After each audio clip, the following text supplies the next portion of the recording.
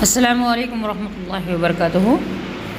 عزیز طلباء و طالبات، آج ہم نظم دیکھتے ہیں۔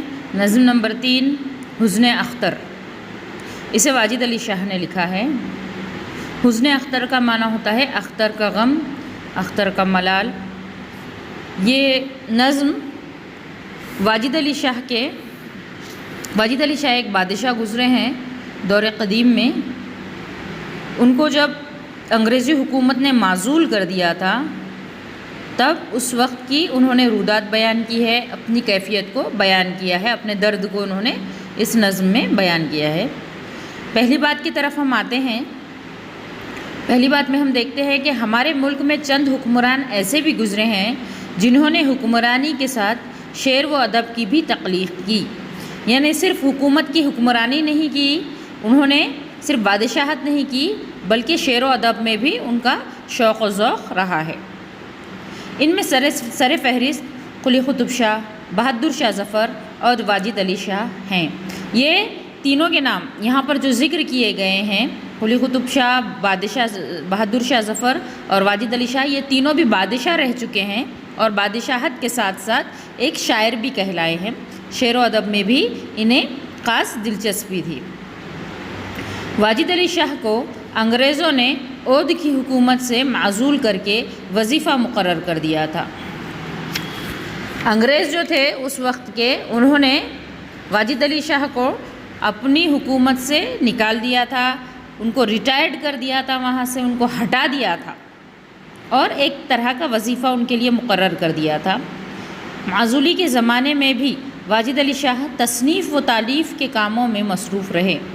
ذیل کی مثنوی میں انہوں نے اپنی معزولی کا احوال قلم بند کیا ہے۔ اب یہ مثنوی ہے، اس مثنوی میں انہوں نے جو معزولی کا ان کے احوال تھا، اس وقت کا ان کے کیا حالات تھے، ان پر کیا گزری تھی، اس پوری نظم میں، اس پوری مثنوی میں انہوں نے ذکر کیا ہے۔ ہم 7ویں جماعت میں پنڈت دیا شنکر نسیم کی مثنوی مرغ اسیر کی نصیحت کا مطالعہ کر چکے ہیں۔ اردو شاعری کی روایتی اصناف میں مثنوی کو ایک اہم مقام حاصل ہے۔ مثنوی اس نظم کو کہتے ہیں جس کے ہر شعر کے دونوں مصرعوں میں قافیے استعمال کیے جاتے ہیں۔ دیکھیے یہاں پر مثنوی کی تعریف بتاتے ہوئے کہہ رہے ہیں کہ مثنوی کی ڈیفینیشن یہ ہے کہ جس کے ہر شعر کے دونوں مصرے قافیے کے ساتھ ہوں، قافیہ اس میں استعمال کیا جاتا ہوں۔ مثنوی میں اخلاقی مضامین، عشق یا داستان، تاریخی واقعات یا کسی موضوع کو تسلسل کے ساتھ بیان کیا جاتا ہے۔ کسی بھی تاریخی واقعے کو یا کوئی اخلاقی مضمون کو یا کوئی داستان ہوتی ہے، کسی بھی طرح کی داستان ہو سکتی ہے، وہ چاہے عشقیہ ہو سکتی ہے یا صرف داستان ہو سکتی ہے، اس کو جب تسلسل کے ساتھ ایک کے بعد ایک بیان کیا جاتا ہے تو وہ مثنوی کہلاتی ہے۔ ذرا کوئی کہانی ہوتی ہے، اس کو نظمی طور پر جب پیش کیا جاتا ہے تو وہ مثنوی بن جاتی ہے۔ مثنوی نگار ان واقعات کو بیان کرتے وقت اپنے تخیل کے سہارے کردار نگاری، واقعہ نگاری اور منظر کشی کو بڑے دلچسپ انداز میں پیش کرتا ہے۔ نظم پڑھ کر قاری یعنی پڑھنے والا اس وقت کے حالات سے بھی آگہی حاصل کرتا ہے۔ اردو میں ابن نشاطی کی پھول بن، میر حسن کی سحر البیان اور پنڈت دیا شنکر نسیم کی گلزار نسیم مشہور مثنویاں شمار کی جاتی ہیں۔ یہاں پر 3 مشہور و معروف مثنوی کے نام دیے گئے ہیں۔ چلیے یہ تھی پہلی بات۔ جب ہم جان پہچان کی طرف آتے ہیں تو ہم دیکھتے ہیں کہ اختر کا اصل نام محمد واجد علی تھا۔ یہاں پر شاعر کی بات کی جا رہی ہے جو کہ ایک دور کے بادشاہ گزرے ہیں۔ وہ 30 جولائی 1822 کو پیدا ہوئے۔ اختر ان کا تقلص تھا۔ وہ شاہ اودھ تھے تو تھے ہی شاعر اور ادیب بھی تھے، یعنی وہ وہاں کے بادشاہ تو تھے ہی مگر اس کے ساتھ ساتھ شاعر اور ادیب بھی تھے۔ ڈرامے اور رہسیہ سے ان کو خاص لگاؤ تھا۔ ڈرامے اور رہسیہ یعنی یہ راز ہوتی ہے کے لیے انہوں نے قیصر باغ میں ایک تھیٹر تعمیر کروایا تھا۔ رہسیہ بھرے جو ڈرامے ہوتے ہیں جس کے اندر سسپنس ہوتا ہے، ویسے ڈرامے لکھنے کا بنانے کا ان کا شوق تھا. انہوں نے اس کے لیے قیصر باغ میں ایک تھیٹر بھی تعمیر کروایا تھا. وہاں ان کی مصنوعیاں اسٹیج پر کھیلی جاتی تھیں. یعنی ان کے جو مصنوعیاں تھیں وہ ڈرامے کی شکل میں، ڈرامے کے طور پر اسٹیج پر ہوتی تھی. 1856 میں واجد علی شاہ اختر لکھنؤ برج کلکتہ، یعنی کولکتہ بھی جسے کہتے ہیں، کلکتہ چلے گئے. پھر انگریزوں نے انہیں لکھنؤ آنے کی اجازت نہیں دی. دیکھیے یہ اس دور کا واقعہ چل رہا ہے، اس دور کی باتیں بتائی جا رہی ہے جب انگریزوں کا راج تھا. تو وہاں پر انہوں نے ان کو لکھنؤ سے نکال دیا اور بعد میں وہاں پر آنے کی ان کو اجازت نہیں دی گئی. برج ہی میں تصنیف و تالیف میں مصروف رہے اور 100 کتابیں تصنیف کی. انہوں نے 100 کتابیں لکھی. 21 سپٹمبر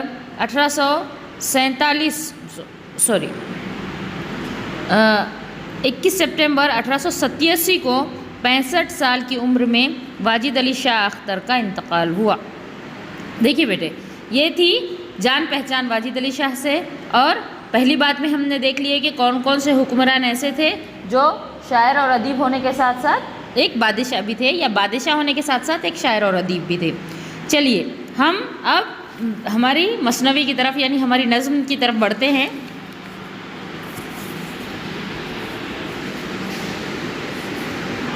یہ واجد علی ابن امجد علی سناتا ہے اب داستان رنج کی. دیکھیے یہ واجد علی، یہ اپنی داستان سناتے ہوئے کیا کہہ رہے ہیں کہ یہ واجد علی یعنی میں واجد علی، ابن امجد علی یعنی امجد علی کا بیٹا. کون؟ واجد علی، امجد علی کا بیٹا اپنے داستان، اپنے رنج کی جو داستان ہے، اپنے غم کی جو کہانی ہے، اپنے ساتھ جو گزرا ہوا، ان پر جو ظلم و ستم کیا گیا تھا، جو ان پر غم ٹوٹا تھا، اس غم کو سنا رہے ہیں. کہ جب 10 برس سلطنت کو ہوئے، جو تالے تھے بیدار سونے لگے. دیکھیے یہاں پر تالے جو بتایا گیا ہے اسے قسمت والے کو کہتے ہیں.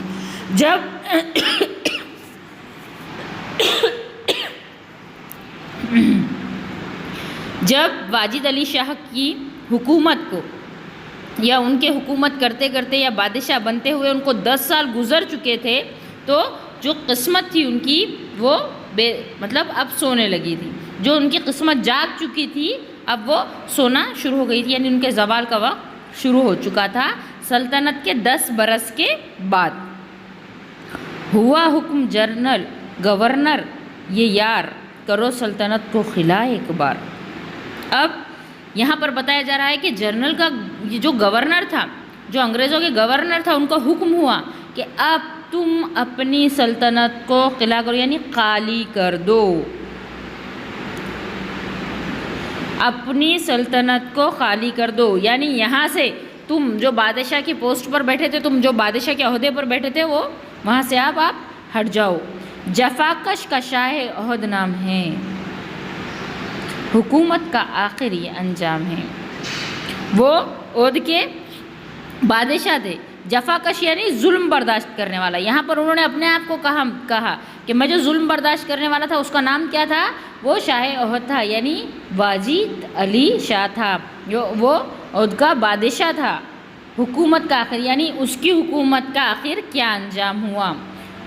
جو وہ لارڈ ڈلہوزی اس وقت تھے، مضامین انہوں نے یہ خط میں لکھے. خط کے ذریعے، جو لارڈ ڈلہوزی تھے انہوں نے خط کے ذریعے یہ پیغام بھجوایا تھا، یہ پیغام بھیجا تھا کہ تم اب سلطنت کو خالی کر دو، تم اب معزول ہو جاؤ، یہاں سے چلے جاؤ، ہم تم کو وظیفہ مقرر کر دیں گے. یہ آگے بتایا جا رہا ہے. دیکھیے رعایا، اب اس کی وجہ کیا بتائی جا رہی ہے؟ رعایا بہت تم سے ناراض ہے، تمہاری ریاست ہے بدنام سے. اب کیا وجہ ہے؟ جب واجد علی شاہ نے ان سے دریافت کیا یا ان سے پوچھا کہ کیا وجہ ہے جو آپ مجھ کو یہاں سے معزول کرنا چاہتے ہیں، ہٹانا چاہتے ہیں میری سلطنت سے مجھ کو، تو انہوں نے کیا کہا کہ آپ سے رعایا بہت زیادہ ناراض ہے اور تمہاری ریاست ایک بدنام چیز ہو کر رہ گئی ہے کہ یہاں کا بادشاہ اپنی رعایا کو خوش نہیں رکھتا. رعایا نہ دیکھیں گے ہرگز تباہ، فقط نام کے تم رہو بادشاہ. اب یہاں پر انگریزی حکومت کیا کہہ رہی ہے کہ ہم رعایا کو تباہ و برباد ہوتے ہوئے بالکل نہیں دیکھ سکتے، چاہے تم بادشاہ یہ نام کے رہو مگر تم کو بادشاہت کرنے کا کوئی اختیار نہیں رہے گا. تمہاری نہ کسی قسم کی کوئی سلطنت رہے گی، نہ ریاست کی، نہ تم کسی پر حکومت کر پاؤ گے. مہینہ ہر ایک ماہ 1 لاکھ کا ملے گا تمہیں، کچھ نہیں شک ذرا. اب انگریزوں کی پالیسی کے مطابق انگریزوں نے کیا بتایا دیکھیے کہ تم بادشاہ تو نہیں رہو گے مگر ہماری طرف سے تم کو 1 لاکھ کا وظیفہ مقرر کرتے ہیں کہ ہر مہینہ تم کو 1 لاکھ روپیہ مل جائے گا مگر تم اس سلطنت کو چھوڑ کر چلے جاؤ. انشاءاللہ ہم اس کے آگے کی نظم ہم انشاءاللہ اگلے ویڈیو میں